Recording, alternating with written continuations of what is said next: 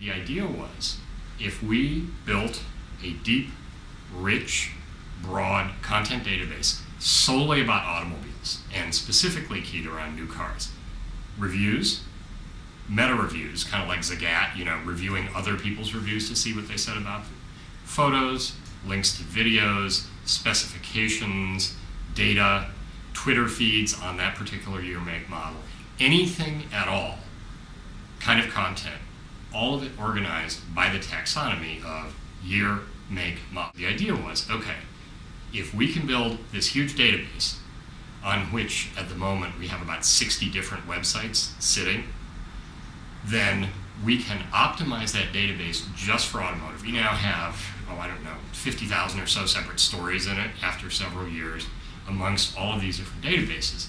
We build this content, it simply optimizes better than many of our competitors, because especially in those companies that have a number of blogs or sites using a standard CMS, that CMS is not really adapted to automobiles.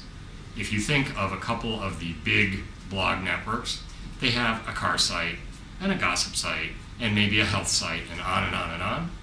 They're using the same underlying platform for all of that. They don't optimize very well.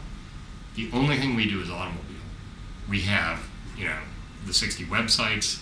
We have a couple of big sites. One is the Car Connection. That's about 1.25 million unique users a month. Then there's Motor Authority, about 600. Green Car Reports, which I run, is about 100,000. Total, we're at about 2.5 million unique users a month. If Toyota is going to pay, $10 a head to get to someone who's going to buy a minivan, they don't want me, who reads everything automotive. They want you or whoever is in the market for that vehicle. We get more of those people, especially than a lot of the enthusiast sites. So that's kind of what HighGear Media does. We got our second round of venture funding last July. Our two main backers are Excel Partners and Greylock. We're funded at about $12 million now. That's all in TechCrunch. The editorial team is based in New York. That's me. Atlanta, New Orleans, Little Rock, Portland, Palo Alto, and Sydney. And then we have the tech team split between Palo Alto and Tel Aviv. So we spend a whole lot of time on Skype. One of the important things about HighGear, though, is that we have both what we think of as professionally created content and user-generated content. And this allows us not only to pay the professionals to do the key sites, but we have a slew of smaller sites where we offer people who are interested in cars, enthusiastic about them, and may have desires to be automotive writers, the chance to submit articles. We'll look through them.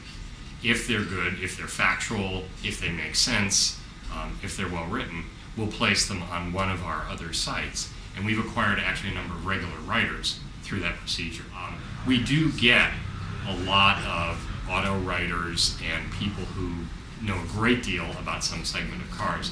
And unlike some of the other folks out there, even the user-generated stuff, we sometimes get compared to associated content or demand media. But again, their CMS has to cover automobiles and every other topic across the whole range that they cover. We only do automobiles. Instead of being broad, we're fairly narrow. Auto's a big category, and we'll do anything within that, but we're really, really deep. And we think that's a winning strategy. Given where our traffic was, we've essentially doubled our users in the last 12 months, which, given that the auto market essentially fell apart a year ago, if you look at where we are today, 2.5 million users, uniques, on a 10 million unit car market, take it to 15, where it was 3 years ago, all of a sudden we're at 4 million, even without any natural growth, which we already had anyway. So we're pretty optimistic about the metrics. I think we're really well positioned right now, because if we can grow and get to this height from really the trough of the market, things are starting to look up. It's going to be a slow recovery, both in North America and globally. Things are starting to turn the corner. Sales are getting more solid, especially retail sales. And frankly, the North American automakers have got a huge amount of cost wrung out of them so they can make cars profitably at a much lower level. But there are a couple of trends that are helping. Number one, ad budgets got slashed along with auto company employment, auto company production, and so forth. But within any given amount of advertising dollars, money is slowly migrating into digital from offline media. That's number one. Number two, of that digital money is slowly migrating toward in-market as opposed to standard digital. A lot of the auto companies are putting a lot of effort towards social media right now, as is everybody, I guess. HighGear Media actually has more Twitter followers than any other automotive content site online, which people don't sort of realize because we have all of these sites, all of whom have followers. But in fact, we're right out there. Anything that I write, pretty much, I tweet, it goes onto my Facebook site, et cetera, all the standard social media tools. But we do actually get a lot of stuff that way, and once in a while, and it's kind of rewarding for me, I'll have articles that break out onto Dig. Sometimes I can tell, I'll write a headline and I think, I wonder if that one's going to go.